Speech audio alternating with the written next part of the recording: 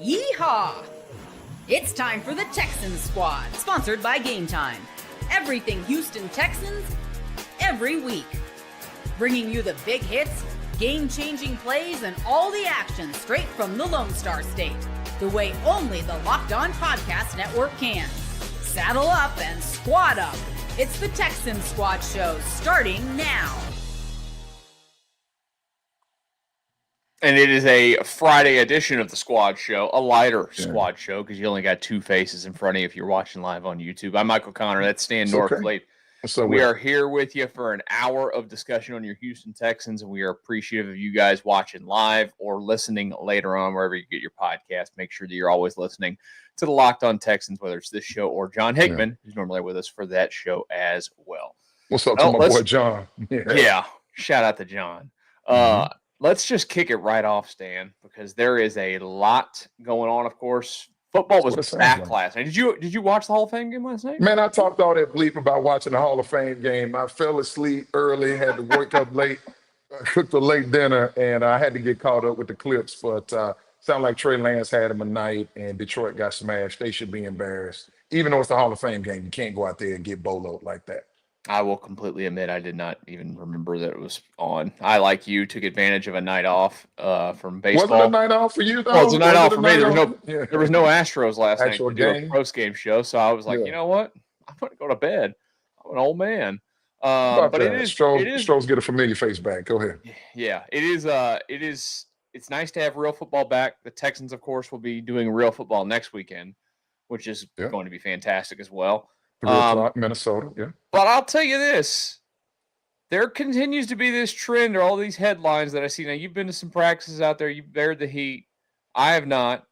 But everything that I keep seeing is defense kicking the offense's butt. Defense kicking the offense's butt. And it sounds like today's Friday as we're doing this show. Practice number 8. The defense really kicked the offense's butt in practice 8 today. How concerned are you at this point that we're this deep and we keep getting the same headline and it feels like almost to an extent. Now, again, I know that John's brought this up in the past that you could just see it that all the time how bad it was last year. But can we get one day that somebody's going to come back and say, yeah, the offense won today? I think, let's see, I was out there on Tuesday of this week. I believe it was Wednesday that they said the offense probably had their best practice of training camp, but it has been overwhelming, regardless of who you read. DJ Bieniemy on ESPN.com, my man Jonathan M. Alexander in the Houston Chronicle, friends of mine, everybody's saying the same thing. Man, if you go out there, you can just watch it. The defense, and this isn't, and I think this is really what bothers me, MC. I understand that the casual fan, even the diehard, will attest the defense is typically ahead. Yeah. But not this far.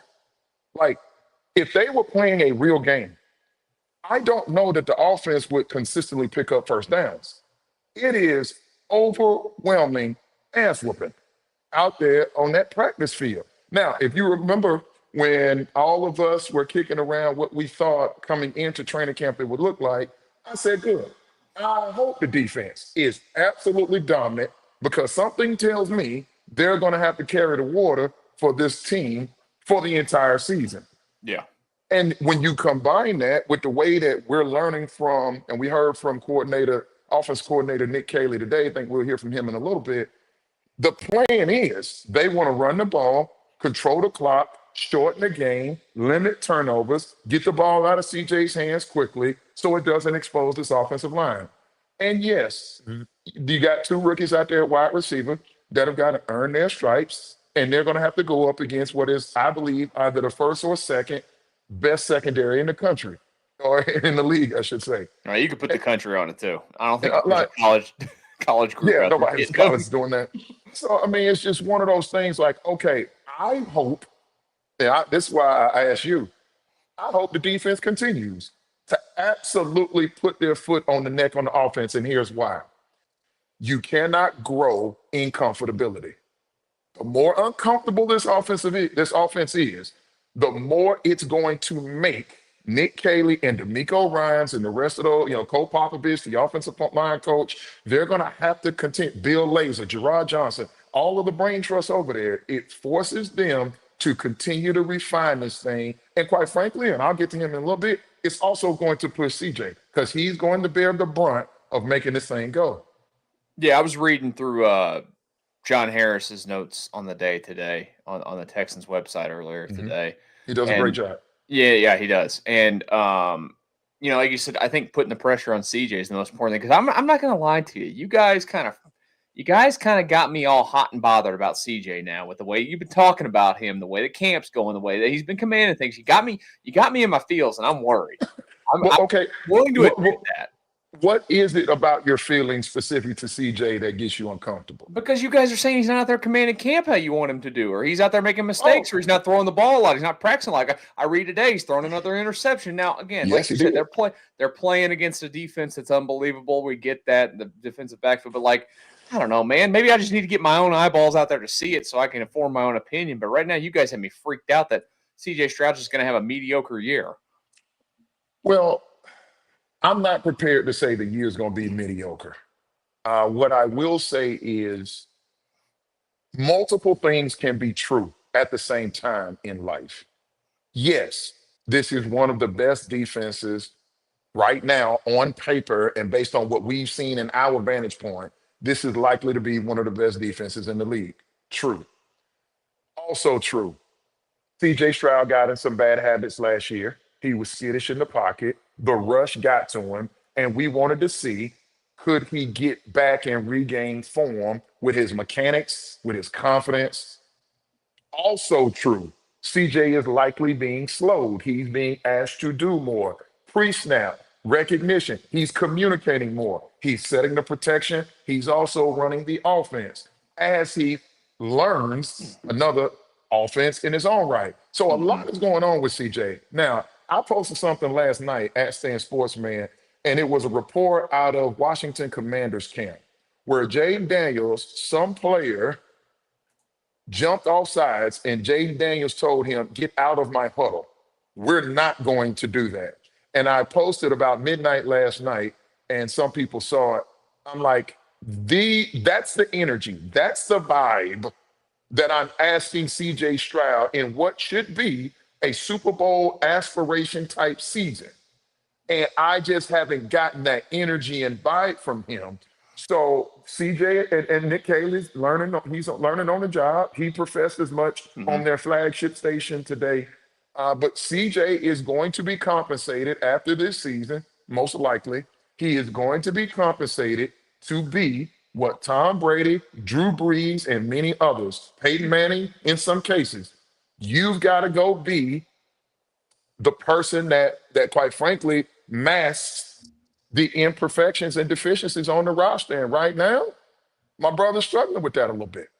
And again, I think, I'm willing to let him get into the regular season to see it, to, not believe it. I mean, I go through and I'm reading, again, what John Harris wrote, and, he's talking about how he's zipping this ball in there, zipping that ball in there. And I'm sure that he plays the ball. Yeah. I mean, there might not be anybody better in the league at placing a ball in a bucket for sure than CJ Stroud. And there's a lot of great ones out there. Yeah, especially the throws where you got to drop it in the bucket, over the shoulder. You got to put the ball on a spot, throwing it ahead of the receiver where the receiver's going to go. Absolutely. I love what CJ's done with his body. His lower half, he's a lot stronger in his frame. He's a lot thicker. Sound like he was escaping the pocket today, not because he wanted to, but by happenstance. What did I read? That's what I was about to bring up. Yeah, you go ahead and tell him what he said. My man Will Kunkel, CJ sacked an estimated 10 times today. And it was not just on the O-line, says Kunkel. There was also excellent coverage. And I just want to remind the people at home, this may be news to some, your pass rush and coverage go together. If the defensive ends, Danielle Hunter, Will Anderson Jr., Darrell Taylor is somebody that got home today as well. If those guys are getting home, the ball is going to come out. CJ and Davis Mills have to get rid of the football. You mentioned CJ picked off once today by Kamari Lassiter. If the ball is coming out, that means that secondary, they don't have to cover that long. But then it works the inverse as well. If Sting and Lassiter and Petrie and Kalen Bullock, who's been the star of camp thus far, if those guys are back there locking up receivers and taking away windows and forcing the quarterback to try and get in those second and third windows, then it buys more time for that pass rush to get home. So this defense, I think, is going to be scary good. But this isn't going to be the only scary good defense that CJ is going to face this year. This offense is going to have to find a way and a formula to overcome. And the answer is not just a healthy Joe Mixon. Yeah, no, it's definitely not. And they're going to have to find a way to, like we mentioned, we've mentioned it many times, to go ahead and protect him, to keep him from doing those things, whether it's cover sack or not. And that brings us real quick. Here's Nick Caley, speaking of him today, his thoughts on where his O-line is. I've been pleased. There's been improvement. There's been steady improvement every single day. So it's just a matter of continuing to refine it. I mean, we get as good a work as we're going to get out here against our defense. It truly is iron sharpening iron. So, we're getting good looks. We're getting to correct some things. We're getting to clean up some things. But there's been steady progress. So I've been happy with it. Do you believe a word he just told you? I believe he believes everything he just said. He's very good. Listening to him, he's very good at speaking in circles, not saying anything. Where does he come from again? Didn't he spend New about England. a decade in New England? Yeah, he's got it down pat. That's for sure. Yeah. So listen, man. Nick Caley, excuse me. He's fighting uphill, and this is not a popular opinion. I'm sure the folks in our comment section here are not going to be real happy for me, but that doesn't mean I'm not speaking the truth. Nick Caley, quite frankly, Bobby Sloyd and what he accomplished through 2 seasons, and what this organization accomplished through 2 seasons offensively, Bobby Sloyd doesn't get some of the credit that he deserves. Now, it was bad. Bobby didn't make his adjustments in the end. But Caley's got a lot to live up to. And Caley, unlike Bobby, does not have a predecessor in the D'Amico Ryans era. Caley, he is following, if I said that correctly, he is following Bobby Sloyd. And so CJ's 3 years into this thing, and Nico is a top 10 to some top 5 wide receiver in this league. And, we've seen now Joe Mixon in Houston, and you know what that is. And Dalton Schultz did get a contract extension. So, they did go into the draft and add more young weapons in Higgins and Noel. So there's more to build on. Now, he doesn't have Larry Tunsil. Yeah. But Titus Howard is still there. And it's not like they went and got guys with no NFL experience. Cam Robinson and Laken Tomlinson and Ed Ingram, who's running with the twos at that right guard spot. These are guys that have a ton of starts in the National Football League. So the expectation, and then I come to you and ask you this, and for me, it's real simple. Even for the most diehard of Texans fans, you've got to admit, if your eyeballs have seen the practice, you thought that it would look better than it looks. And that's just the truth. Now, can they fix it? Sure, they can. Long season. Mixon is a piece of it. Okay. The offensive line, you got to remember, they're not cutting guys. You're not putting guys on the ground out there. So it's even when pads are on, right? It's not the same. Yeah. It's not the same. So because you're trying to protect your teammates, and that's actually and trust me, that's one of the things that's most difficult to do, MC, is learning how to practice at that level, staying off the ground, protecting your teammates, not going for guys' legs or hitting guys when they're exposed, going for the ball in the air and things of that nature. So D'Amico has implemented enough leaders in this locker room that, that shouldn't be an issue. But in Nick Caley installing this offense, because Nick Caley's also got to be honest with himself, excuse me. Some of this is him learning on the job too. I heard him on the flagship today, MC. He's never even called plays in a preseason game. He's never called the plays at a joint practice. He's been a part of putting together game plans, but some of this is new. So there's going to be a learning curve, but under no circumstances, and I hope they don't. I hope D'Amico doesn't script defensive plays, he and Matt Burt, to make it easier on the offense so that they gain some confidence. Damn that. If the defense is going to have to go do the work, then let the defense get the confidence that they need to try and bring an AFC championship here to the city of Houston. That's crazy to me that he's never even called a play like in the preseason. That's what he said. Yeah. I don't know if that's a good thing or not. I think it's a bad thing. But I don't want to go too full negative on it. I'm going to give Nick Caley his time, man. And look, maybe C.J. Stroud. I know we got to go to break, but maybe C.J. Stroud finds a way. I heard a clip from Tom Brady. I think it was before. I think it was like the 2 Super Bowls ago, and Brady was just talking about how much tape he watched. Oh yeah, I saw And that. I saw it circulating the other day somewhere on Twitter. yeah, I saw it somewhere, and Brady was just saying how he knew the opponent's defense better than some of their own starters knew the defense. He said, "Man, he said when the ball was snapped, I already knew if I had to play one or not. Now I can't control if the guy catches the ball. I can't control if the offensive lineman doesn't, block a guy, or if the back doesn't chip or something like that. Somebody fumbles." He said, "But I knew I had us in the best play to execute." Maybe between now and the Los Angeles Rams, CJ can get the squad there. And so it mitigates some of what we're seeing. But right now it doesn't look good. And there's nothing wrong. We're not hating by addressing that. Definitely not hating at all. It's just worth addressing. Let's talk about something that was said this week, Stan, that you loved. Yeah. Tell people what that was here in just a brief second on Locked On Texans Squad Show. First up, though, I want to remind you guys about your money. Get it right. You ever wish managing your money felt easier? With Monarch Money, you can. Whether you're growing your savings or planning a big purchase, Monarch puts you in the driver's seat. It's like having your own personal CFO, giving you full visibility and control over your finances. Monarch Money is more than a budgeting app. It's a complete financial command center. You can track all of your accounts, investments, and spending in one place. So in addition to managing your money, you're also building wealth.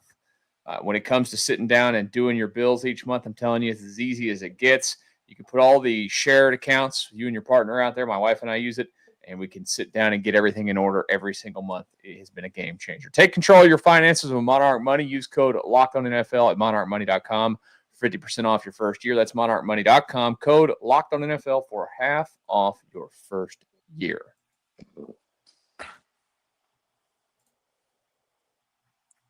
It's a Squad Show Friday. Thank you for joining us as we are. Hey, look, this time next week, I should say. I'm going to say weekend. This time next week, we will be less than 24 hours. Less than 24 hours. Yeah. The Saturday afternoon, 3:00 local time at Minnesota.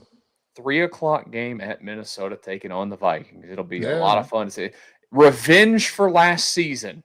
For what they did in the regulars, I don't think that's going to be the calling card. I doubt it. No, and I don't know, man. It was announced today that the Carolina Panthers, speaking of the preseason, they are actually going to play the starters in their second preseason game versus the Houston Texans here at NRG. So it just made me wonder.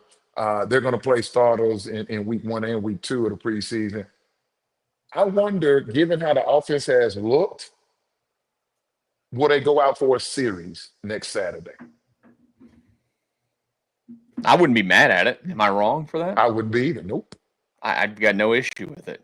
Maybe even 2. Yeah, let's see what happens. Let's go get 10 plays in. Can we get 12 plays?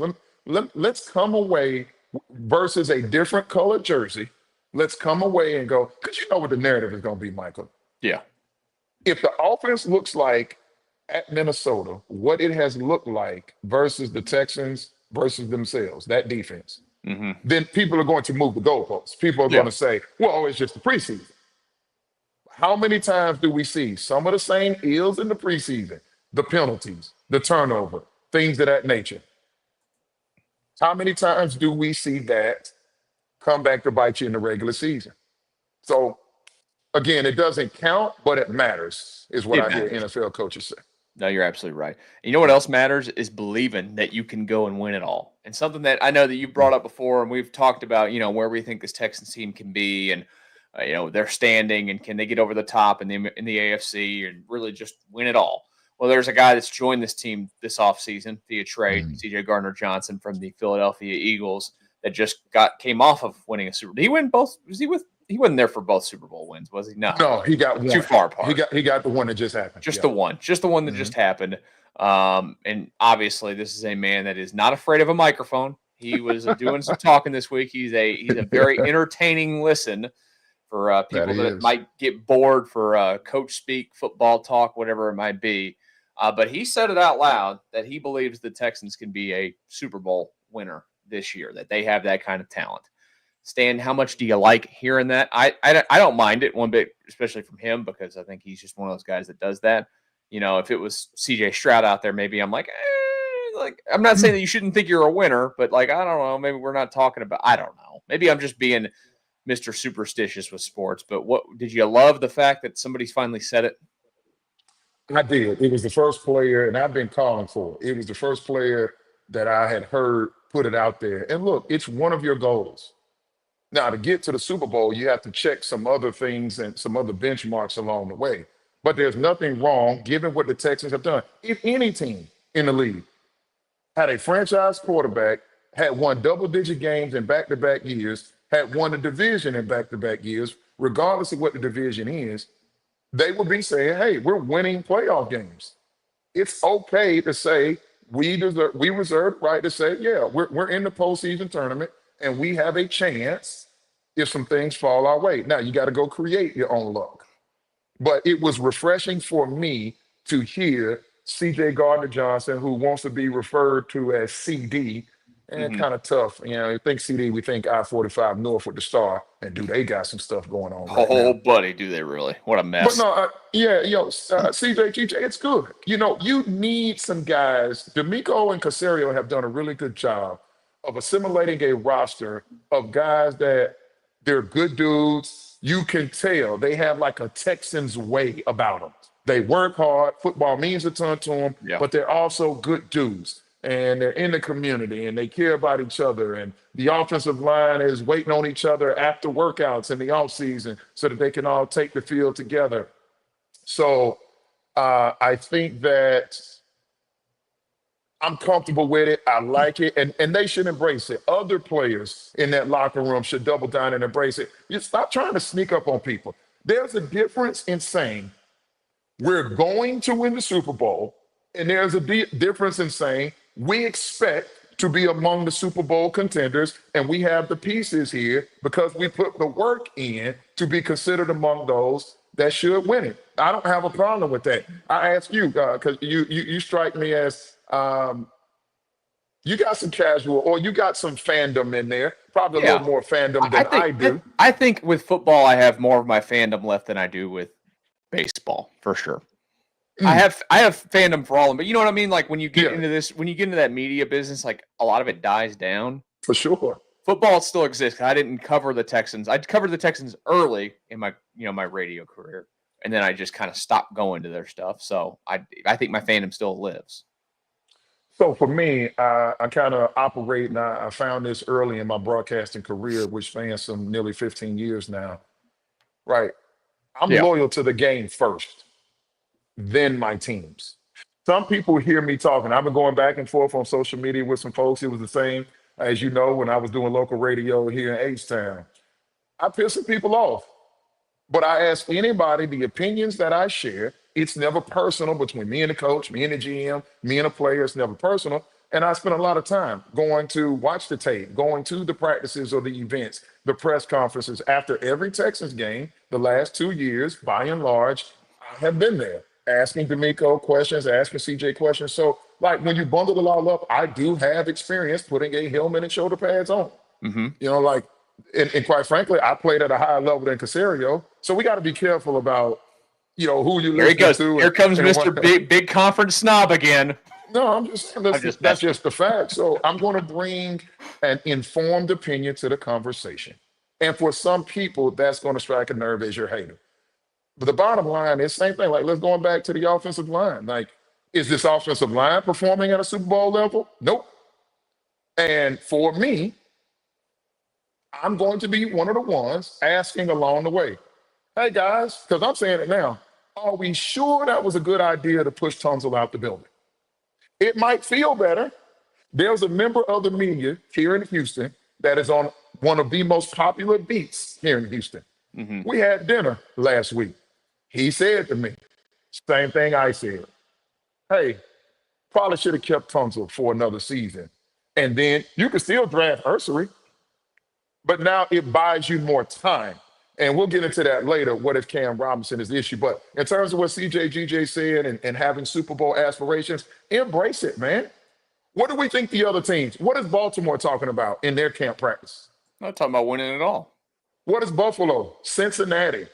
What are the Chargers and Jim Harbaugh, who won a championship in college, as we know, here in NRG with his Michigan Wolverines? Many of us were in attendance. But what are they saying with the Chargers? Like, this is about getting to the bowl. Yeah. So own it.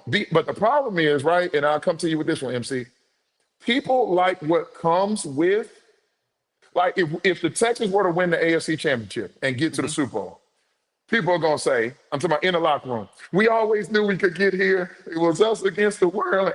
Okay, well, just own it. Be held. People don't want to be held accountable for saying certain things. I don't have that problem, and guys like C.J. Gardner-Johnson don't either. Well, some people just aren't as eloquent with it as you are, Stan. Maybe they're just going to say it wrong. That's their problem. So you just don't, as a player, don't say it, right? Well, yeah. I mean, you got to be careful. And that's probably why some guys. I'm sure that D'Amico has shared with the team. Hey guys, be true to who you are, but let's be smart and tactical about how we go about stating what goes on within these walls. Now, you're going to have some guys. Bill Parcells used to say, it's all right to have a couple sharks in the tank. You just can't have too many. And CJGJ is one of those guys that has built a reputation. What did he say? He said the offense. It looks like the Daytona 500 out there, referencing the wide receivers. He said this is probably the fastest team, the group of wide receivers that he's ever been on the same team with. Do we believe that? I do not. Because he just came from a team that had Devontae Smith and A.J. Brown. I mean, to me, I was like, okay, that's nice and all that you say those things. Yeah. But, like, come on, man. I mean, it's buttering up your new team. Sure. That's what that is. And sometimes, and it has happened maybe to you in the media. I know it has happened to me. I think it's just everyday life. It happens to people. I get to going. I get to talking to Monica. I get to going, and I'd be like, oh, that one got away from me. Let me try and reel that comment back in. And so you try and cover two backpedal. And it's like, yeah, I didn't mean it to put it out there like that. So I think he caught himself, and he tried to reel it back in. So he threw up a softball to the offensive side of the football.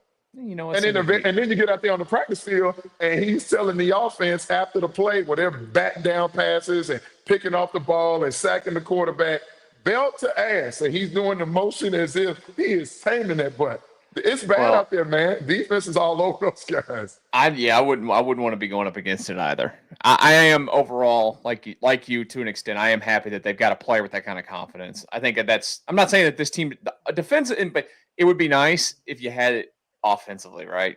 Because it seems like every little thing about this team is on the defensive side of the football, and it includes having the guys with the confidence. Because I think that they know as their group as a whole, that is a Super Bowl caliber defense they have over there. It would be nice if the offense maybe felt the same confidence. And so let's parse through that. Let's not just gloss over that. Who on that offense? When I was covering the ACC for the ACC network with Coach Tommy Bowden and Katie Witham before it went over to ESPN as a property, the 3 years I was there, Dabo Swinney, Clemson was the belle of the ball at the time, and Dabo used to say, BYOG, bring your own guts. Mm-hmm. And so when we think about that from a Texan standpoint offensively, Titus gets the microphone, and he has said a couple things. He's being complimentary of the process thus far through training camp.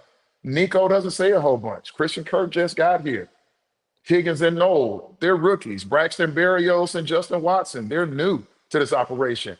Mechie and Hutchinson are fighting for a job. What the hell are they going to say? Brevin Jordan's in a contract year. He's coming back off an ACL tear.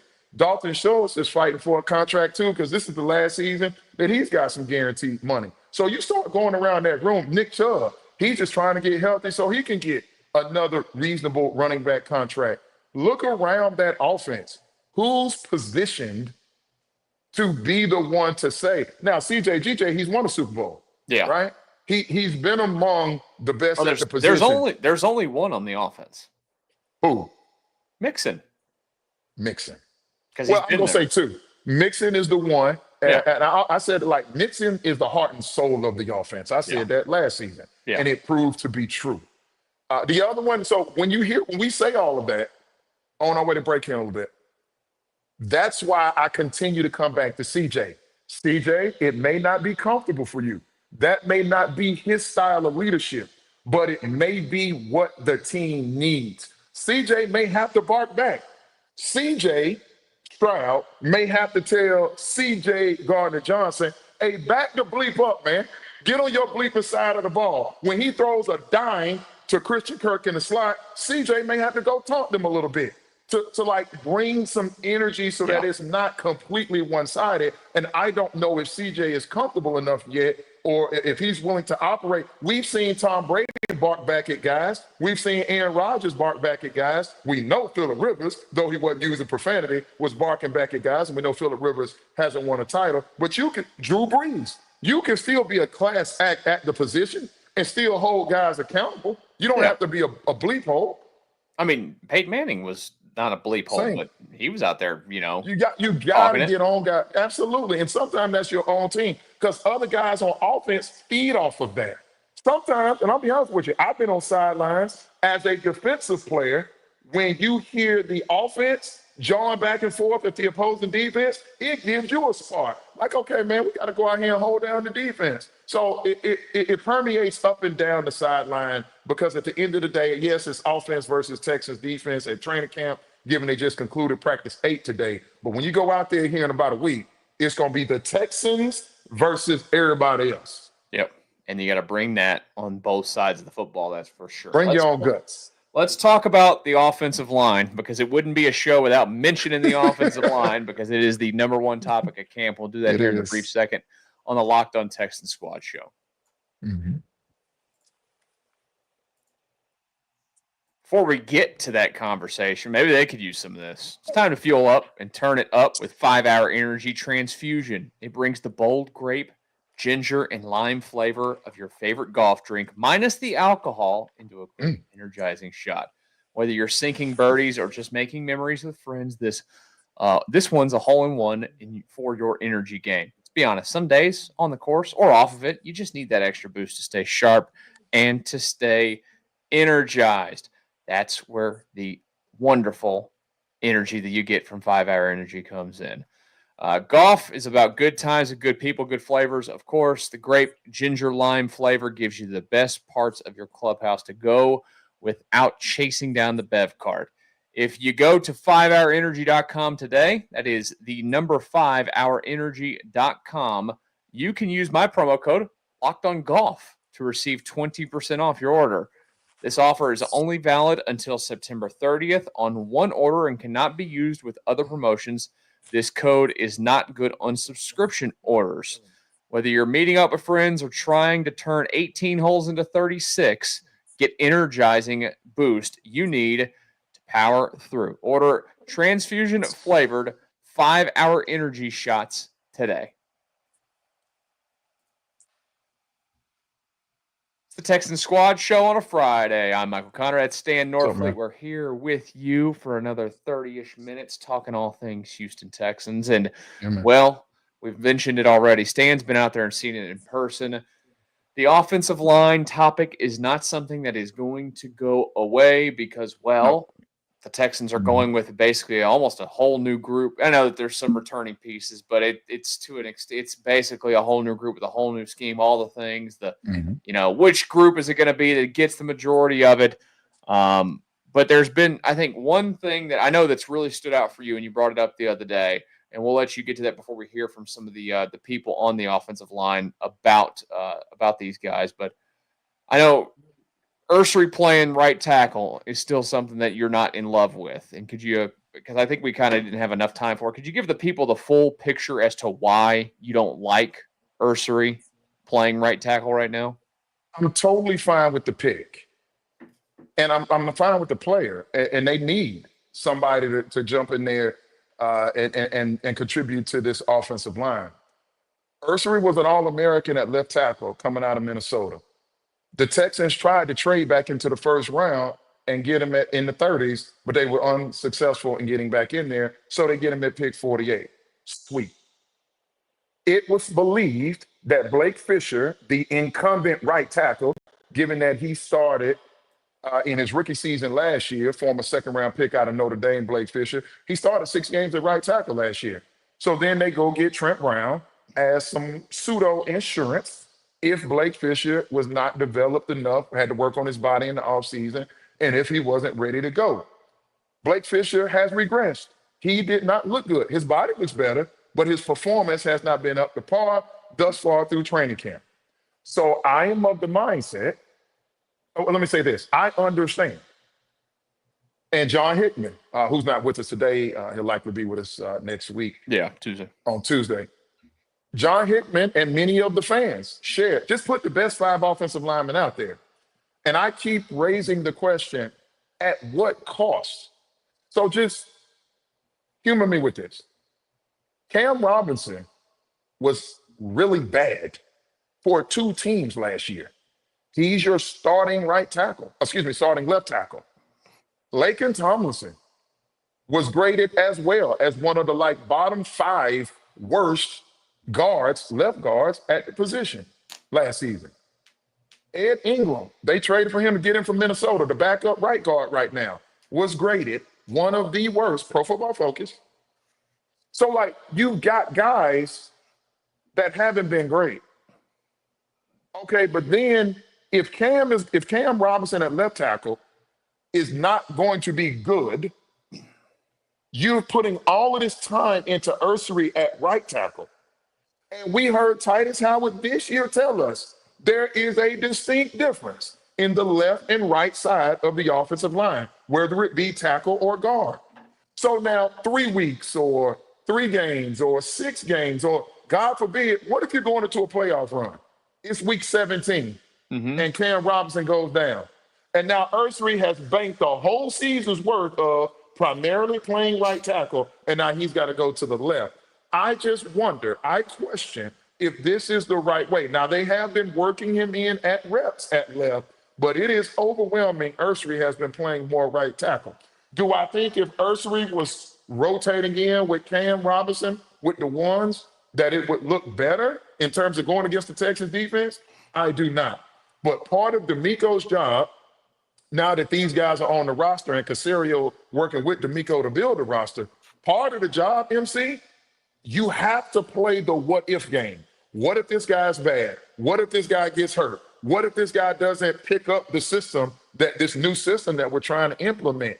And it's an efficiency model for me. I think that obviously, and look, we can call them crazy. I'm fine with calling them crazy. You mentioned how, Cam Robinson wasn't a good player for everybody last year. I think that they clearly don't think that that's going to be the case here, because you wouldn't give a man $12 million if you didn't think that, or if you thought that, if you thought he was going to be bad, or thought you were going to lose the job at some point. I mean, I know it just seems like a lot of money to give to a guy that could lose the spot. I don't know. And I understand your thought process of the whole, you're playing the what if game, and you do have to manage a roster, and those are things that have to happen. Mm-hmm. I don't know. Him playing at right tackle, if they go through camp and they do decide, look, Cam Robinson is exactly what we thought he's going to be. He's going to be a player for us. That's why we gave him $12 million. We think he can work in this offense and work in this system and all those things. I guess I don't have an issue with Ursery just playing right tackle. I don't know. Isn't there part of it that's kind of like getting back on the bike if you've played left tackle in the past? I mean, this is me not having any idea because I've never played left tackle in my life. But isn't there an element of it that he can tap back into immediately if, God forbid, you did need him to just jump right back to that side of the line? I think they think that. Here's what I believe the plan was. When they decided to let go of Tunsil, I believe the plan was, we're going to get somebody in here that's serviceable at left tackle to replace Tunsil, so to speak. Okay, we found one, Cam Robinson. No, he's not great, but maybe in this system, this is the Usei Kikuchi being bad and then coming to the Astros and they fixed him last year. Yeah. They're trying to pull Usei Kikuchi with Cam Robinson, but they provided themselves some insurance. They went in the draft and they got what is likely a future left tackle. I absolutely, Cam Robinson on a 1-year deal. I believe, Ariante Ursery, they call him Tay. I think Tay is going to be the left tackle for this team next year.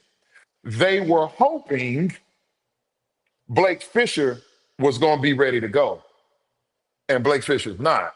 So then Trent Brown isn't quite ready to come off the PUP list. Yeah. All 6'6" and 370 pounds of him is not ready to come off yet. So they had a choice to make. Do we pull Titus off of right guard and put him back at right tackle? Or do we give Ariante Ursery some reps? And you bring up the point. Well, isn't it like riding a bike? The linemen that I have spoken with all say no. Because you got to remember, Ursery at that point, whether it's week 10, week 18, Ursery is not going to have NFL reps at the left tackle spot. And that game on Saturday to Sunday is very different. So, and lastly, I'll say this, MC. I was at practice on Tuesday. I believe it was after Wednesday's practice, D'Amico Ryans took the podium. And D'Amico Ryans said, right tackle, he was asked about Blake Fisher. And D'Amico, and I'm inferring, I'm not quoting, whether it's Blake Fisher, whether it's Ariante Ursery, or whether it's Titus, we're going to feel comfortable with who we put out there at right tackle. They have not, the ship has not sailed on Titus Howard going back to right tackle. And you can look through the transcripts for those that choose to go do the homework. It's either Tuesday or Wednesday of this week, D'Amico Ryans post-practice. Well, here was the offensive coordinator of the team today speaking on Ursery. I mean, he's done a really nice job dating back to spring. He works at it. He comes in, he spends a lot of extra time on his own. Fundamentally, technique, pad level, all those things are improving. So still got a ways to go, but I've been pleased with it. And he's a very conscientious guy, and he's wired the right way. I mean, he didn't really tell you anything there, right? Well, he's going to say what he should say. Yeah. Everybody's developing. It's a day-by-day process. This is still training camp. We're implementing a system. You know, that's a damn good defense over there. I mean, all of that is what you can expect. That's par for the course. Yeah. Now, go ahead. Finish your No, you go ahead. So after Tuesday's practice this week, you know, the way the Texans are coming off the field and they have these barricades and these stanchions, and if you get caught on the wrong side, right there alongside Kirby, on that Kirby side, you can't get to the parking lot. So we're waiting on the players to come through, and here comes Ursery, and he's signing autographs, and me being me, I say, hey, big fella, welcome to Houston, man. Hey, bro, got to get you back on that left side. Love you on the left side. And I didn't think he heard me. So then I said it again. I said, hey, big fella, looking forward to you being back on that left side. And he never looked up. He never smirked. He never gave me a glance. What I was hoping is that he would kind of give me that, yeah, I kind of want to get over. You know what I mean? Like the look like, yeah, I would prefer to be over there as well. So I think he's embraced it. Clearly, he's been the guy that has gotten the lion's share of the reps over there the last 3 days or so, exclusively at that right tackle spot. So if we were in Vegas, so to speak, if you're asking me, week one, it is likely that Ursery is going to be the right tackle. How long can we wait? What if Cam Robinson is bad as he was last year? And I had this conversation at that practice with one of our supporters on this program. That's Nomad Scott. And he said what I think most fans feel about this offensive line this year, MC. Maybe Cam Robinson's awful year last year was an enigma. Maybe it was an outlier. And maybe, i.e., Yusei Kikuchi going to the Astros, maybe Cam Robinson has his career year under Nick Caley as a first-time play caller, with Cole Popovich as a first-time offensive line coach, with the rest of this bunch, and maybe we get the best out of him. I'm you know what? I'm giving you this, Stan. This is the most optimistic I've seen you be, and I'm appreciative of that because you're bringing it here. You're making me feel it like it's going to happen. Nick Caley, the offensive fixer. I don't know if that's a possibility or not. What's more likely? You know what? Because that's going to get back in. people are going to perceive that as negative, but I got to stay true. No, there's nothing negative. This is what I keep asking myself. Stan, what is more likely? That the talent that's out there, you know what Laken Tomlinson is. You know what Cam Robinson is. We know what Titus is. They keep flip-flopping at center, and it's still continuing this battle between Jared Patterson, and it looks like Jake Andrews has regained the lead, and he's out there with the starters at the center position as they continue to rotate. What's more likely? That the reports and what we've seen with our eyes at training camp is who the team is, who the offensive line is, or a first-time play caller and first-time position coach. They're going to tap into all of the pedigree of New England's past. And I keep saying this. Find me an offensive line that has won a Super Bowl that didn't have at least one stud on it. I'm sure you can. In the recent Super Bowl era, pick a team. Even those Patriots teams, for as much as they love to plug and play guys, they still had a stud somewhere. Todd Light was good. Yeah. You know, they still had guys that were good. Logan Mankins, they got guys that were all pros and Pro Bowlers. So, you know, you start going down these Super Bowl champions again, which is the goal. Yeah. And you're going to have at least one offensive lineman that's just recognized as a badass across the league. Could Titus be that guy this year? Maybe Ariante Ursary becomes, hey, that's just a dude over there at the right side. I think we got a ways to go before we get there. So you have to, I understand the fans' perspective, but the Stan Sportsman brand, I'm just going to bring you logic and passion and information and what you decide to do. I'm not going to tell you how to fan. I'm just going to share with you, here are the numbers, here's the history of the league.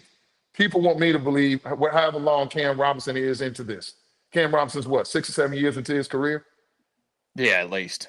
We're going to see the best of him this year. 2 teams gave up on him last year. Yeah. It's hard to, if you're a logical thinking person, it's hard to have that thought process. And I do agree with you there. It is absolutely. Which is why CJ has to go do the thing, and CJ just got to go be bleeping excellent. Yeah, he absolutely does. A couple things to get to as we start to wind things up. There's a mess up I-45. How does this relate to the Texans? Let's talk about that here in a minute on the Locked On Texans Squad Show. It is the Squad Show Friday, our final segment. Thank you for joining us here, whether you're live or watching later on or listening later on. Don't forget, you get this anywhere that you get your podcast. Search for Locked On Texans. All right, so I mentioned that there's a mess going on up in I-45. So the Dallas Cowboys have Micah Parsons drama. He wants out, is now what he's saying, because they won't give him a contract. Do you look at this situation from a Houston Texans perspective, with Will Anderson getting ready to get, to a spot where he's ready to be paid, and you say, do everything you can to avoid what is happening here right now with the Dallas Cowboys and pay him his money? Yeah, and Caserio has done a great job of that. You look at what they did with Nico Collins. You look at what they did with Derek Stingley. All they needed to see was Derek Stingley Jr. have a season where he performed over the duration of the season as the all-pro sting that he is, and he was compensated as such. So, who else? Jalen Petrie. Yeah. I believe had Jalen Petrie been able to stay healthy the entirety of the season last year, he was going to get top of the market nickel money. And so they went ahead and, even with injury, tearing that pec, they went ahead and locked Petrie up, a defender that has been good for them as a young guy. So Caserio has shown a propensity to get ahead of this. I suspect they will do the same thing the moment that Will Anderson Jr. is eligible. Now, the problem, you got both him and CJ at the same time, given they were both first-round picks. But you can make the money work. You know what I mean? Anybody can manipulate a cap. It's for sure. We see every team every year do it. It's so easy. For sure. So I have confidence that Caserio will not find themselves in the same situation that the Cowboys currently find themselves in. And I do, for Will Anderson's sake, because I'll be honest with you, I'm pro player. Yeah. I never understand. Especially in that sport. Yeah. I never understand why the fans are like beholden to the organization. Like, Because the organization's never going anywhere. That's why. It's always going to be there. They're the billionaires. Cal McNair doesn't have to worry about a lifespan as an owner that expires in approximately 3.5 seasons. The players do. So I don't understand why the fan base, regardless of what NFL city that I've been in and covered, they all seem to gravitate to the owners. Oh, so I think about Will Anderson Jr. in all seriousness, and I go, okay, Will Anderson goes out here and has another 10, 12, 15. What did he have last year? Didn't he have 11? I think he had 11 and Daniil had 12. I'm going off the top of my head. My point is, Will, you should not give a discount. You absolutely should not give a team the discount. And so sometimes he had 11. Okay, that's what I thought. He had 11, Will had 12. Daniil had 12. So I want Will Anderson. I'm not his agent. I'm not getting any kickback on whatever he signs for. But in this league, when it's not for long and you're on the top of your game, and Micah Parsons, even when you play well, and it's not just Parsons, Trey Hendrickson. We just saw Watt get paid. TJ Watt had to create a little bit of a stink to get paid. Myles Garrett in Cleveland, who everybody reveres, is the #1 pass rusher in the league. Myles Garrett is like, he had to threaten to leave Cleveland to get his money. TJ Watt had to hold out to get his money. Now here's Micah. Trey Hendrickson in Cincinnati. It's like, man, what? So all Will Anderson has to do is go play good ball, and all of those other guys are going to elevate what Will Anderson can command and what his representation will command. I mean, so I think Caserio should get ahead. This year's going to tell a huge story as to how much, obviously. Real question for you. So I'm looking at it. There are currently 5 players that are edge rushers that average over $35 million per year. There are 2 that get over 40. That's Myles Garrett and TJ Watt. Number 3 happens to be Daniil Hunter, who's now averaging 35.6. Do you think he's for sure getting over $40 million a year? You're going to have a $40 million a year edge rusher and a $60 million a year quarterback? See, here's where it could get dicey. You said Daniil is 3rd on that list at average annual value at 35. He's 3rd at 35.6. Then right behind him is Max Crosby at 35.5 and Nick Bosa at 34. Those are all the players that are over 30 a year. Okay, so let's come back to Daniil Hunter. Will Anderson goes out there and he has more sacks. His pass rush win rate percentage, his pressure percentage is better. Suppose they both go to the Pro Bowl, or Will Anderson is all pro and Daniil is not, but Daniil is still a Pro Bowler. Because Daniil is at 35 and they're on the same team, like, the agent knows all the deep, dark secrets. So now Will Anderson Jr. can go to Caserio and go, the floor is the Daniil Hunter deal. So we need to be talking about 36, 37 million and up, and it may get into the 40s. And what do you think Caserio is likely to tell him? Hey, your best friend or one of your best friends, the guy that's under center for us, we got to pay him too. And what Will Anderson's representation should tell them is that's a you problem, Nick. That's why you make multiple millions a year salary as the general manager of an NFL team. Figure it out. My guy's not taking a discount. You got to go find it elsewhere. But I don't think I don't think it gets contentious with either CJ or Will. Caserio will astutely get this wrapped up. Like you said, I mean, look at all the situations he's had to deal with so far. Now, look, there's not a ton of them, but you mentioned it, he just dealt with those this offseason. And I think everybody kind of sat pins and needles to see what would happen with Stingley, because you know how cornerbacks can be. They can be like the receivers. They can be a little bit diva-ish or whatever. And, you worry that somebody's going to want to get out there and get out of here to go get more money elsewhere. Sure. But they nipped it in the butt. I mean, there was never even there was no drama. And I do think that's, this for a franchise that used to love to have some drama in it because they were, doing weird things there for a period of time. And maybe that's to Caserio's credit and to D'Amico's credit coming here and changing things and changing the way the ownership views things. There you go. You you got to take care of it when you got to take care of it. And I have zero doubt at all that there's going to be any issue. I think the minute that those two are eligible to sign their deals, they'll probably be signing them pretty quickly. Now, there will be some negotiation. Let me be clear. Yeah. I just don't Language think correct. I don't think it's going to get contentious.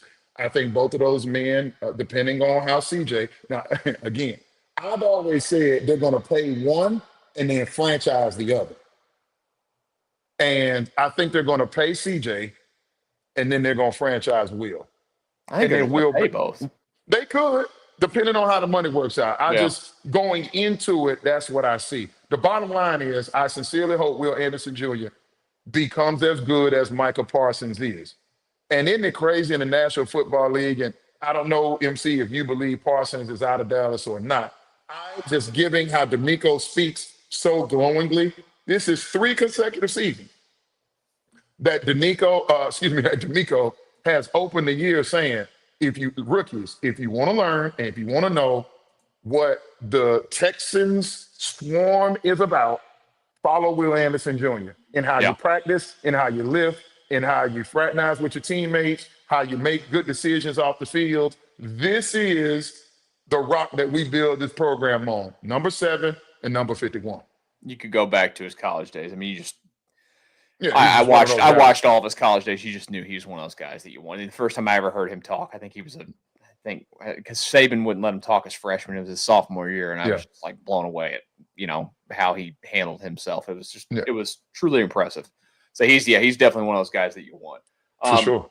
I did want to ask us one more question before we get out real quick. And what you got? It's up to you. We can save it for when John gets back, or we can do it now.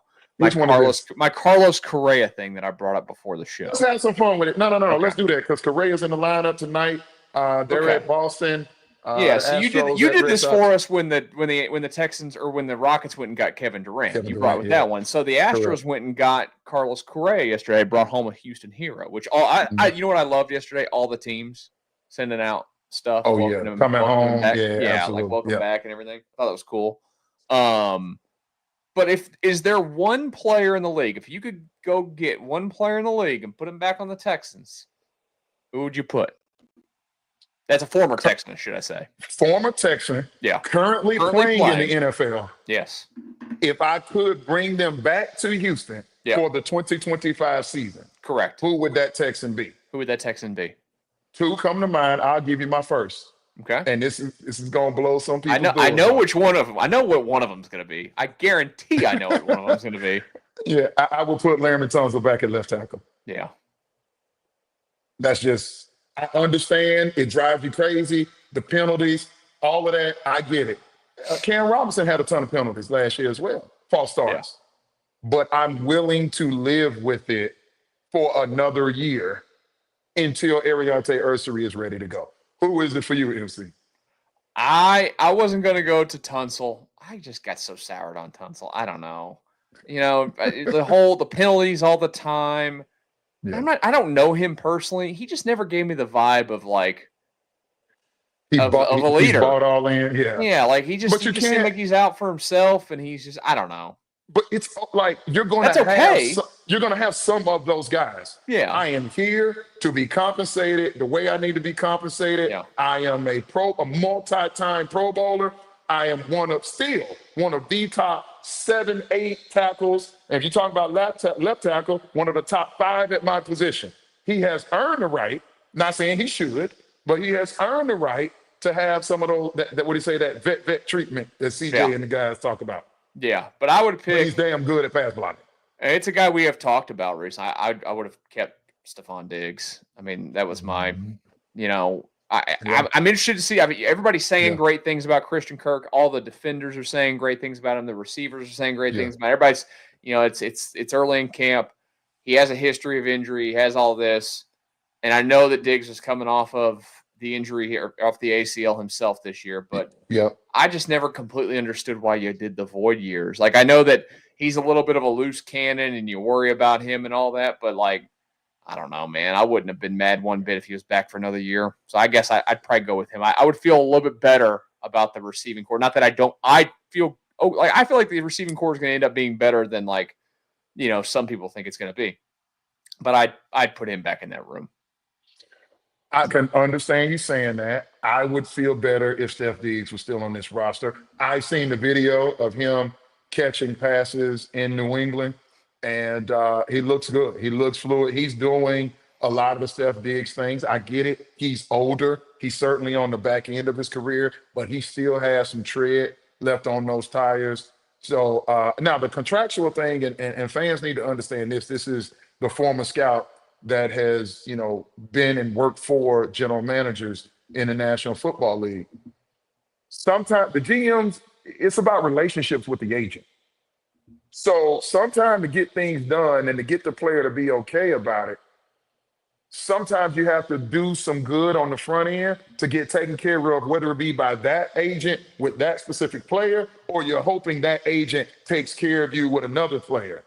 So sometimes, you kind of have to, you scratch my back, I scratch yours. Mm-hmm. So I think we saw that with the Stephon Diggs deal. I believe also we saw that with the Joe Mixon. Remember, they trade for Joe Mixon and then immediately give him a contract extension. Yeah. And there were some people that were concerned about that. How has that panned out thus far? It appears that that's a non-issue. So I don't think that that's was a prohibitive factor in the Stephon. I think they just wanted to go younger, and that's why you saw them turn around, take that money, put it elsewhere, and we'll just go in the draft and grab two guys. The other one, speaking of the wide receiver room for me, MC,